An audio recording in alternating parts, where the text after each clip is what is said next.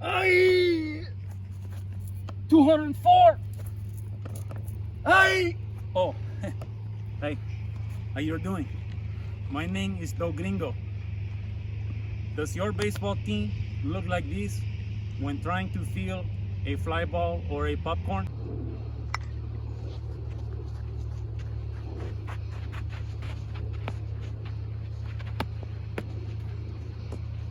Go, go, bring it in, bring it in, bring it in!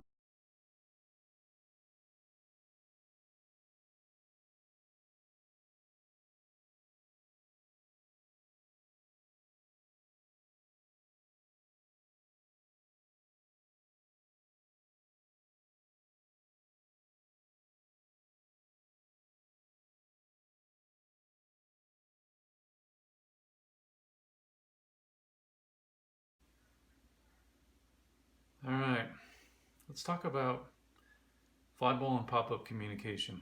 What's a good system that can be used with little leaguers, amateur baseball, across all levels?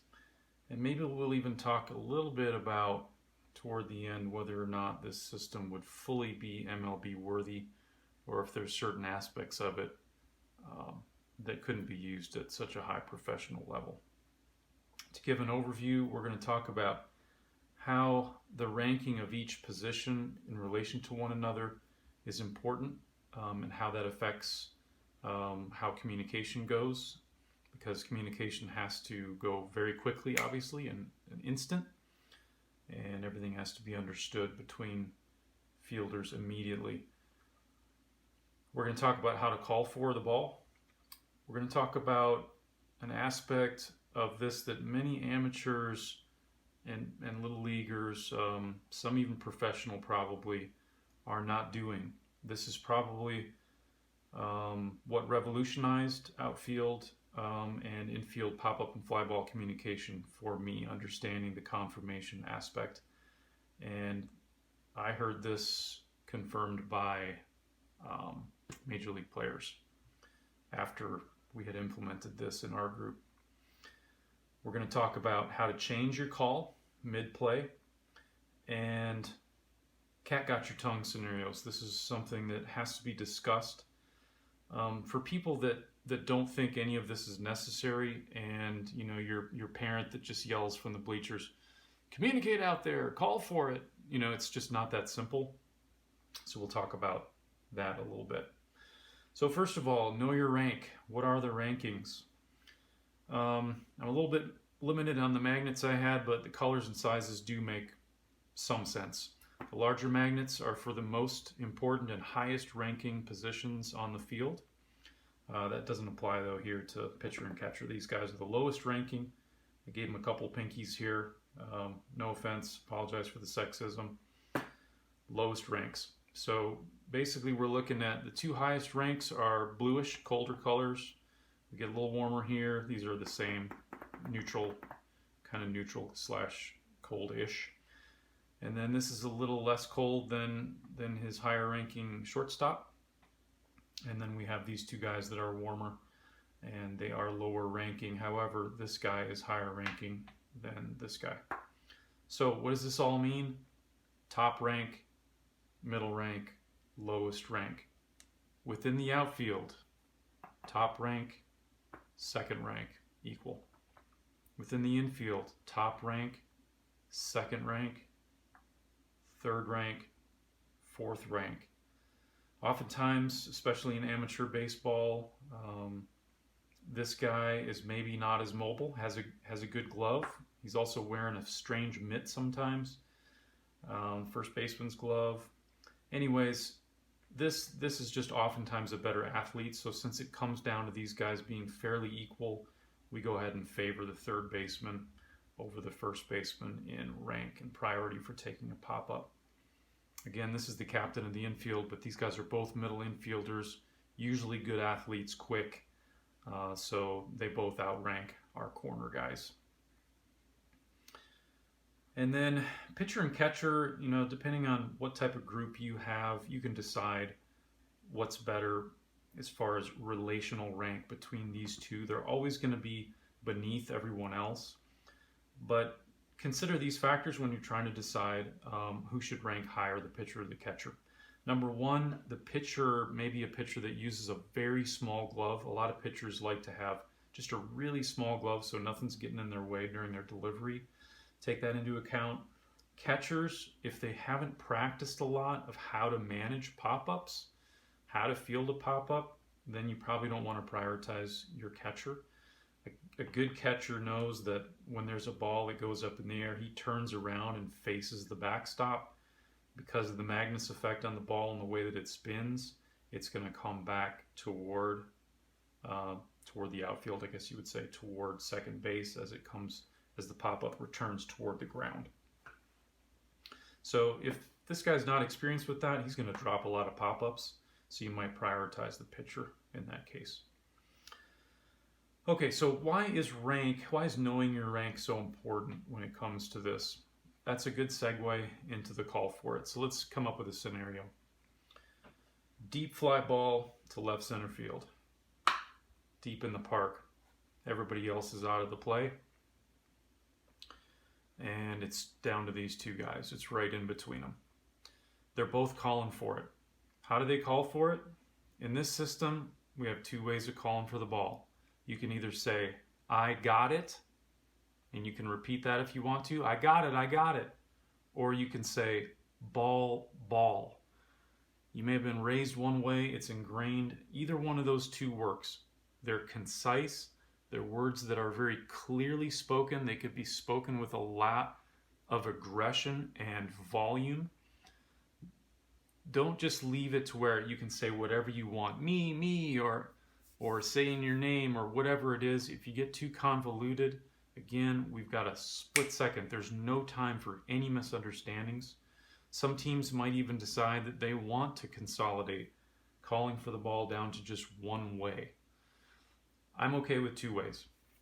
So let's say center fielder's calling, "I got it, I got it." Left fielder's calling, "Ball, ball, ball."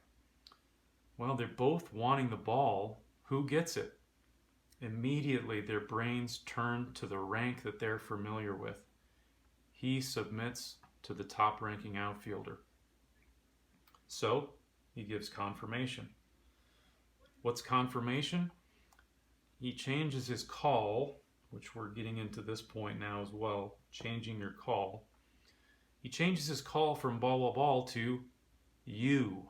In other words, Y-O-U. It's another word that can be spoken very loudly and very quickly and is very easy to understand. When they're both calling for the ball, but he changes his call to you, this guy now knows he can go all out. He can dive, he can lunge full speed, whatever he needs to do without any fear of this guy also going for the ball, because he has audibly heard confirmation from his left fielder, you. So he goes for it. Now, what does he do along with the you? Let's talk about whether or not this guy positions himself near the ball after he makes confirmation that he's not going for it.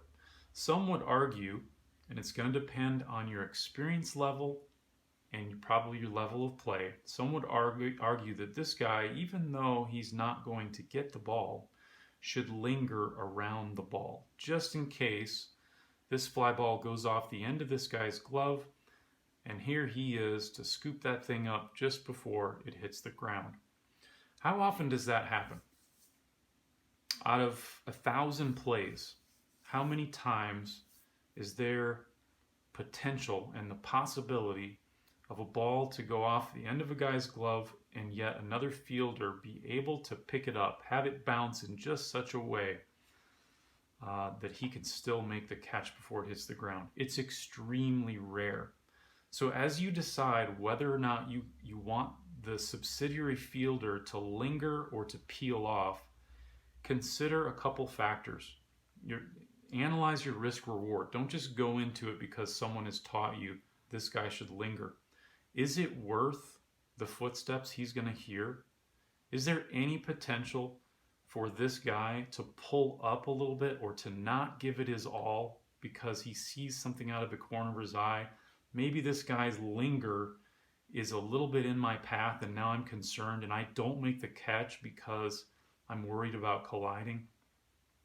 For me, when I'm a coach, when I'm the manager and I'm in charge, it's always peel off. The risk reward is just not there for lingering. So confirmation, you, and that means peel off. Now there's only one guy anywhere near the ball. He makes the catch. So changing your call. Is it always the subsidiary or the lower ranking fielder that has to change his call and submit, and he changes from ball to you? No, absolutely not. Especially when these guys play together, they're going to be able to recognize, when they play together regularly or practice regularly, they're going to be able to recognize the balls that, yeah, both of them maybe could get to, but one favors the other's strength. Maybe you're talking right-handed, left-handed. Experienced players are aware that if it's a right-handed batter, a ball hit between these guys is going to be hooking toward the left field foul line. So they're both calling for it. Doesn't mean that the top-ranking outfielder has to take it. So I got it, ball. He can change his as well. He can say, you. He continues to call. After the confirmation, the guy that is eventually going to get it, he continues to call for it so that everybody knows what's going on. Ball, makes the catch. All right. Under the confirmation section, we have this subpoint, no clutter. That means no audible clutter in the sound space of the field. Remember how we said in this scenario of a deep fly ball to left center, these are the only two players that are in the vicinity of the play. They're the only ones involved, including the shortstop. We're assuming in our example, this is a ball where the shortstop is not even close to it. He shouldn't say anything. Of course, none of these guys should be cluttering the sound space with anything. We don't need everybody to say you. The catcher doesn't have to say you. But really, a shortstop on his toes doesn't need to clutter that sound space either. He's not in that play. So don't clutter the soundscape. Let these guys communicate the best they can and listen to one another. Now, what do we do if the cat's got your tongue? This is a tricky scenario that not a lot of teams talk about. So let's go same scenario here. Ball directly in between them. Let's say there's not a lot of hook on it. But for whatever reason, there can be several reasons for this. I'll give you one example. Neither one of these guys is saying anything. One of the reasons why that can happen is subconsciously, we don't want to look stupid on the field and call for a ball that we don't get to, or especially one that falls and drops, quite a distance away from us. I got it, and then it falls 10, 15 feet from us, so we look kind of stupid. So that can happen, and it can happen to two fielders at the same time. It can happen to three fielders at the same time on a Texas League pop-up style fly ball. But in this case, we're just going to talk about these two guys. The cat's got both their tongues. What can be done? Well, players that play a lot together, practice is essential if you're going to get really good at this system and master it. Players that play a lot together are going to pick up on the fact, while the ball is still in the air, that the cat does have their tongue. So one way to handle that is, again, to know your rank. One of two things can happen. The center fielder, who should be in an aggressive state of mind on every single pitch, when he realizes nobody's calling for it, he goes ahead and takes charge. He's not worried about his pride. If the ball drops when he called for it, no big deal. He goes ahead and sacrifices his pride for the sake of having a chance at this play. He wants someone to have at least a shot at the ball. Two guys not calling for it are going to be either number one, tentative and not likely make the play, or number two, run into each other. And that's not what we want. So that's where my view on this is going to be a little bit controversial when it comes to higher levels.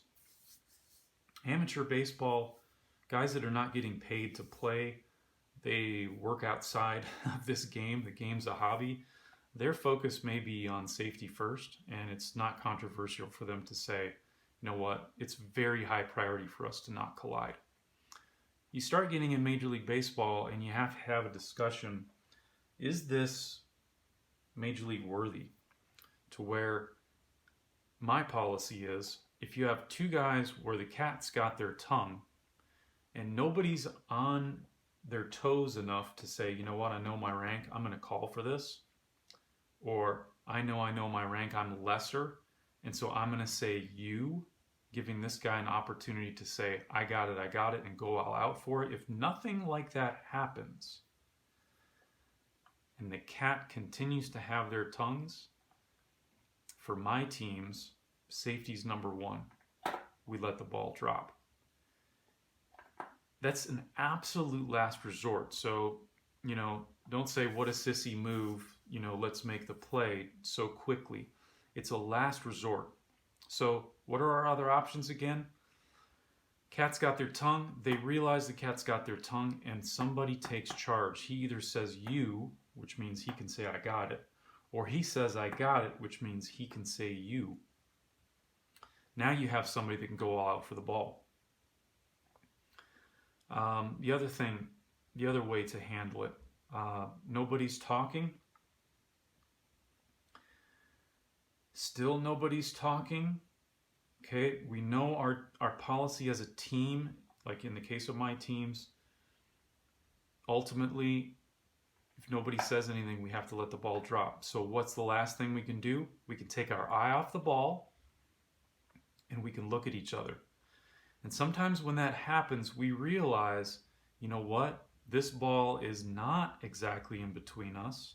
We get a better sense for where our teammate is, and we realize, man, this ball has actually hooked quite a bit.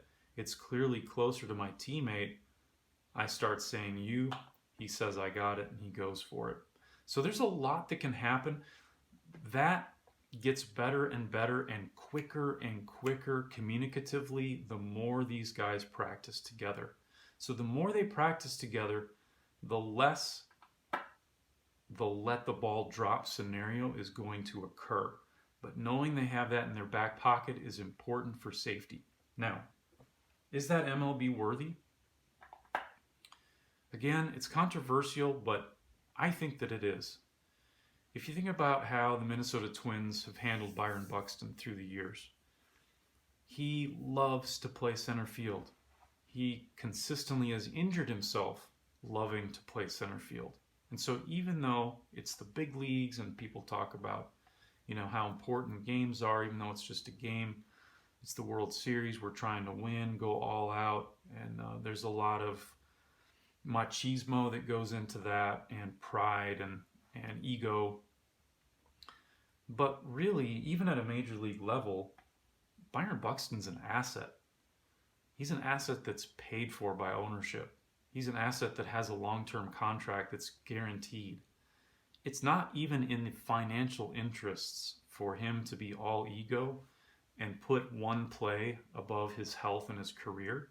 So the Minnesota Twins started teaching him to not go all out unless the situation, seventh game of the World Series or whatever, go get it, Byron. But, they wanted him to start playing smarter. And then eventually in 2023, they pulled him out of center field altogether and he DH'd the whole year just to try to keep him healthy. So as Major League Baseball evolves in their analytics about what's cost efficient and what's best for the organization long term, even if you're not focused on safety, let's say you're just focused on winning and on money, even those two things, I think, are reason enough to have some type of safety guard in place to make sure these guys don't collide. It happens too much in Major League Baseball.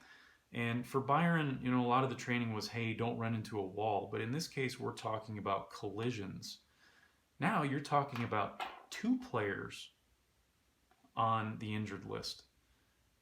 Maybe one could potentially end his career. That's wasted money for ownership, let alone, their families and what they may have to deal with on a personal level because of the injury. All for one play. It really doesn't make even financial sense. So have something in place that guarantees your fielders won't collide. If you're in professional baseball at a high level, there might be a crowd and a lot of noise, so you're going to have to come up with other things. This system works when all the fielders can hear one another. In the major leagues, sometimes what they'll say is one fielder goes high and one goes low. So if they're both chasing the same ball, one will go to his knees and one will stay standing. One could go behind and one go in front. If you want to implement those type of things, you need to be practicing together on a team on a regular basis. That's not something you're going to be able to implement on the fly in amateur baseball when one guy, he's got to go pick up his kid for soccer practice and so he's not there and somebody else fills in. There's not enough experience there to take that kind of level of risk. You're like the Blue Angels at that point, flying F-16s, inches apart. That takes practice. So I wouldn't go there. Don't risk the injury unless you're that experienced. Okay, so under the cat got your tongue scenario, sometimes it's only the confirmer who's got the cat with his tongue. So again, our most basic scenario, you got a fly ball that's deep into left center. Let's say the center fielder is the only one calling for it. Okay, let's say it's not right between them, but just right in here. Center fielder's the only one calling for it. I got it. And this guy, for whatever reason, maybe he's a substitute. Maybe it's the first time he's played with your amateur team. Maybe it's a new kid on the Little League. He doesn't say anything. That's a problem. That should actually never, ever happen on a team that's practiced and seasoned. It's just not a scenario that's going to take place. When it's just the confirmer and not two guys that are both silent, if it's just one guy that's not saying you, excuse me, then this guy, if safety's the priority, he's going to have to take a look. He's going to have to take his eyes off the ball for a moment and make sure that he's out of the play. If safety's number one on your team, again, you have to have that policy in place.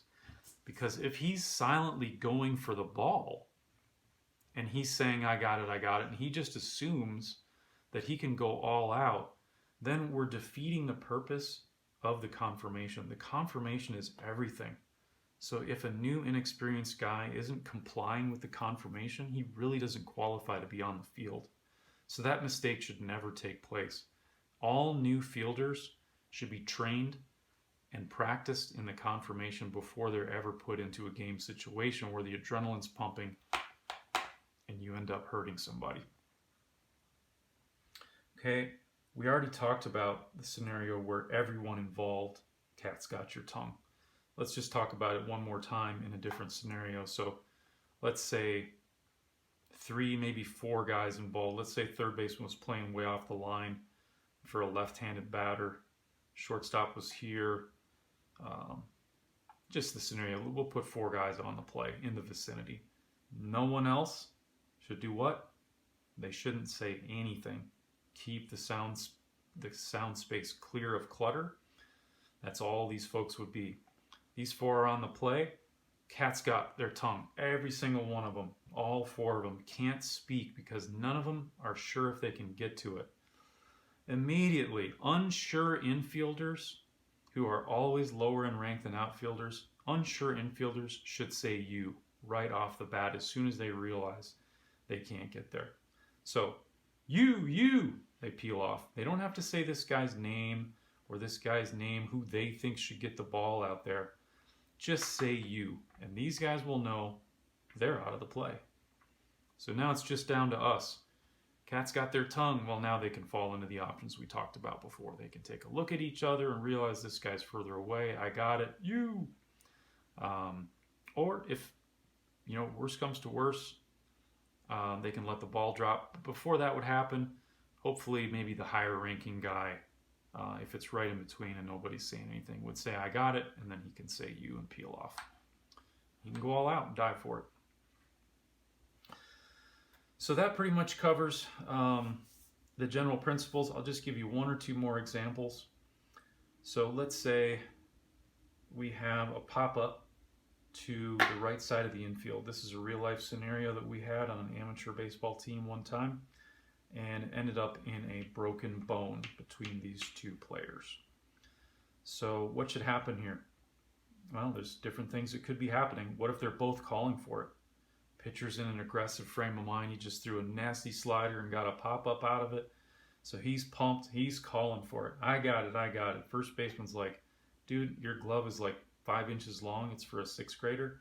I don't want you catching that ball. I got it. I got it. What should happen?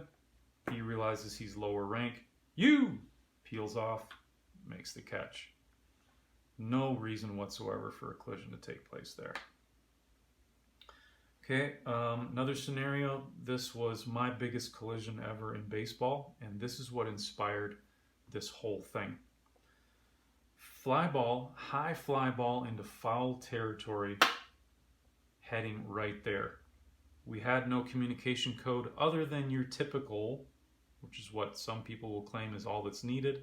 Just call for it, guys. Why aren't you calling for it? Cat had our tongue. We were both running full speed at this ball. Nobody said anything because we weren't sure we could get there. So we collided big time. We were both injured long term, and yeah, medical bills and whatever else. It's just not worth it. You've got to have something like this in place. So that covers everything. And if you have any questions, maybe put it in the comments below. And thanks for listening.